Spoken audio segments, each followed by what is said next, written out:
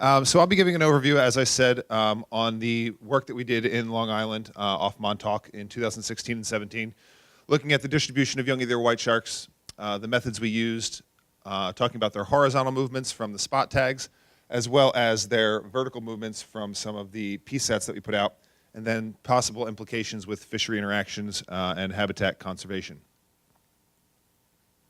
So, brief overview before we get to the Young of the Year.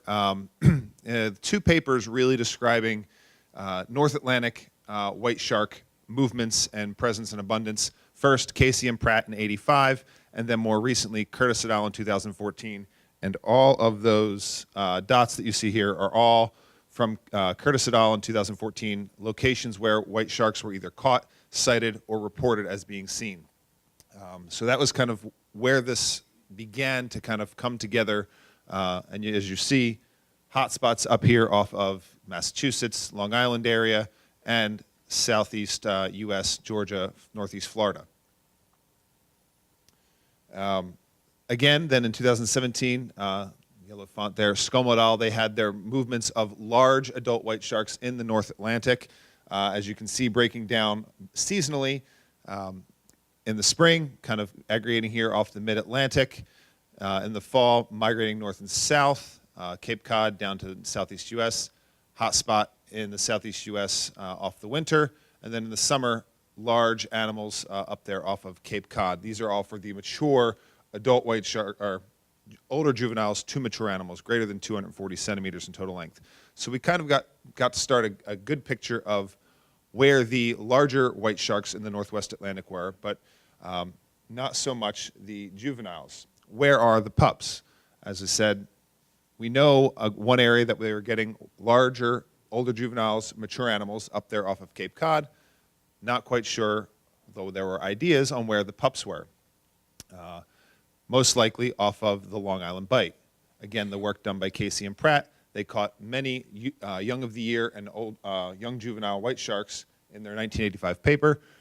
So that kind of proposed this area off the Long Island Bight, northern New Jersey area, up off to the tip of Montauk as a possible pupping or nursery ground for these juvenile white sharks. That kind of got the idea rolling by Toby to kind of look into this to see if this is still the case. Was that then? Is that still the case now? So they had the goal to try to characterize the young of the year white shark movement and habitat use in the Long Island Bight area, in the New York Bight, and then use this information to assess possible vulnerabilities to human activity. And the chart that we see here, this is just overall interactions of white sharks of all size classes in different fishing gears put forth by NOAA Fisheries. And as you can see, interactions for the young of the years, and the black bars here are very high with rod and reel, as well as longline and gillnet fisheries. So trying to gain an understanding on where these young of the year sharks are occurring is important. In August 2015, Toby, with the help of Greg Metzger, they were fishing off of Long Island, the coast of Long Island there. They caught and tagged what was likely the first young of the year white shark. They fitted that with a pop-off satellite tag. Young of the year, 137 centimeters. That went off, popped off, came off down off the Carolinas. But catching this shark kind of gave Toby and Greg the idea that we think we can do this. We think we can get more. Let's see how we can leverage this. In comes OCEARCH. Toby was able to coordinate with Chris, and we got the idea to do the expedition Long Island, Expedition Montauk in August 2016, and then again in August 2017.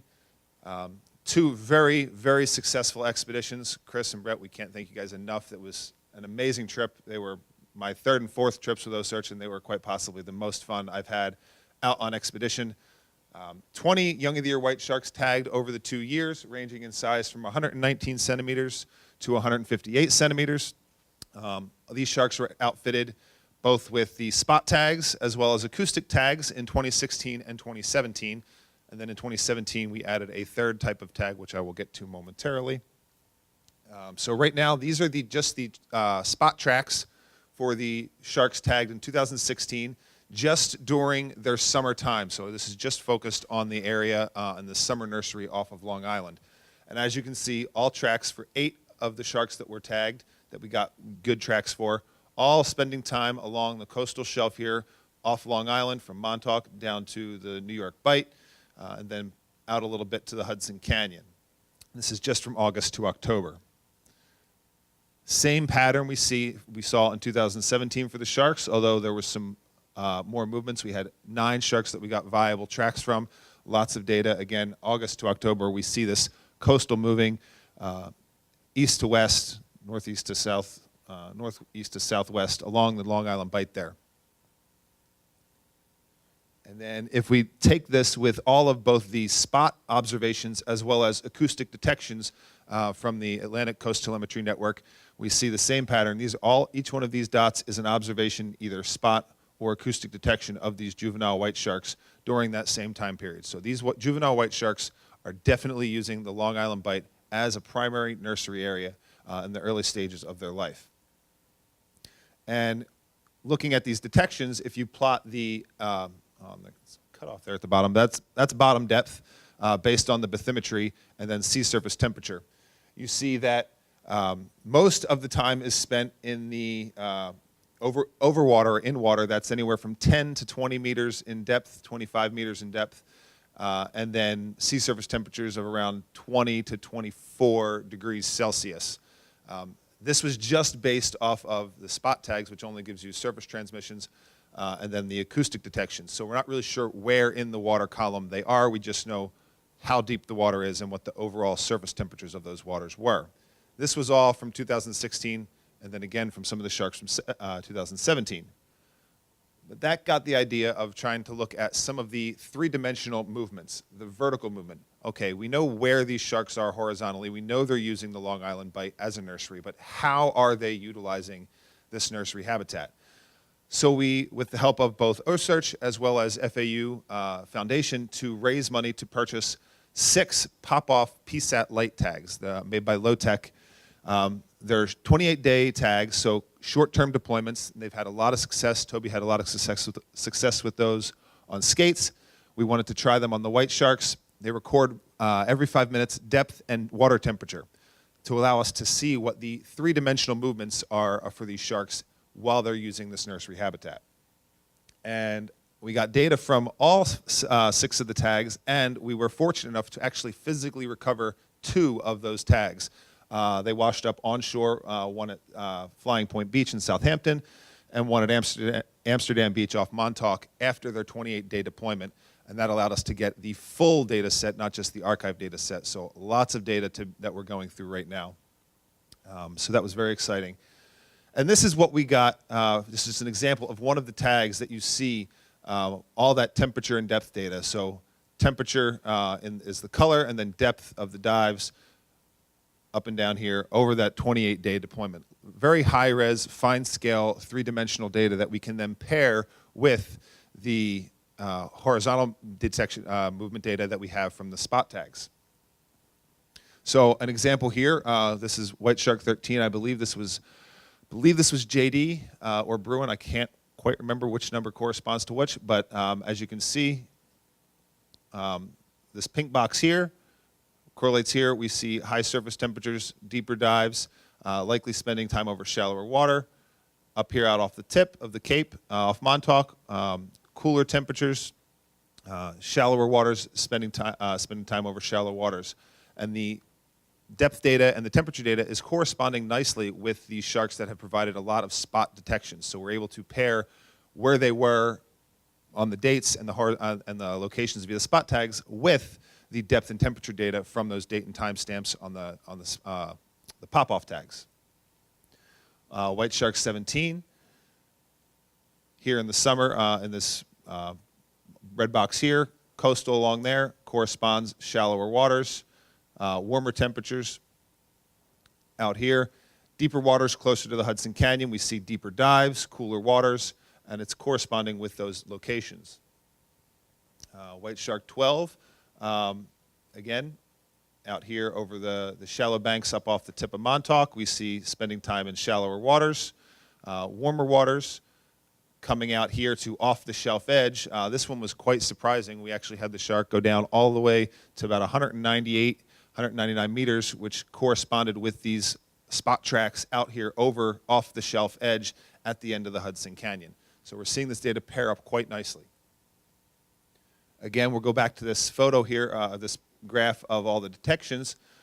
Earlier I showed the bottom depth and sea surface temperature with the spot and act detections.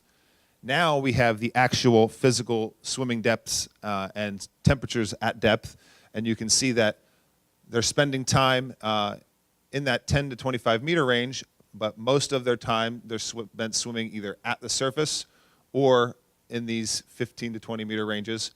So that is likely telling us that they're spending most of their time either at the surface or on the bottom depth, based off of what the tags have told us and what the known depths were from the bathymetry.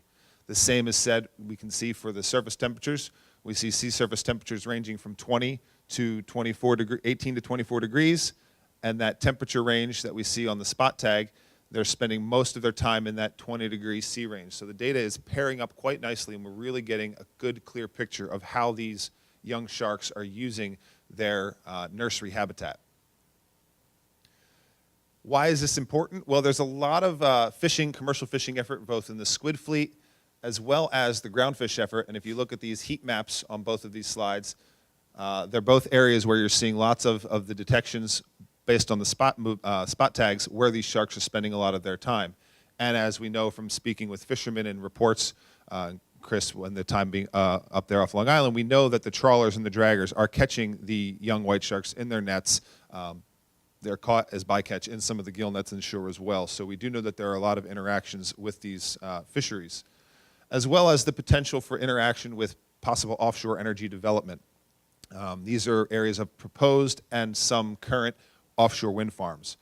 So knowing where these sharks are and how they're using these waters is key if they're going to be developing some of these areas for this energy. So, in conclusion, young of the year white sharks use a wide area across the New York Bight. Their movements are parallel to the shoreline in that 10 to 30 meter depth range, preferably swimming either near the surface or, if they're not at the surface, along the bottom depth. Very little time mid-water based off of the bottom depths and the depths from the PSAT tags. Preferred temperature range, 18 to 24 degrees C. And more research here is needed to continue to look at the trophic role that they're playing, what their prey preferences are, assessing potential impacts of human activities on the young of the year white sharks in these nursery areas, as well as getting out more PSAT deployments. Toby is working with one of the nature agencies nature conservancies up there to get some more tags to potentially go out and fish again this summer with Greg Metzger.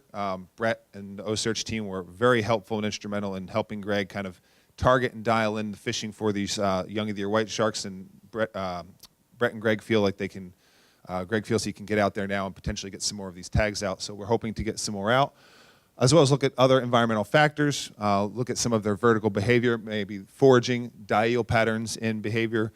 We have a lot of data to go through. We have a new grad student who's going to be working on some of that, kind of looking at both the horizontal and vertical movement data, and then potentially look at some possible bycatch susceptibilities and exposure to other stressors as we move forward. And obviously want to acknowledge OCEARCH, the crew, the fishing team, Brandon, Brett, JD, they're fantastic, and none of this would have been possible without the help of them. We really did very well on those two expeditions. All of the teams, the collaborators, and of course all the permitting agencies as well.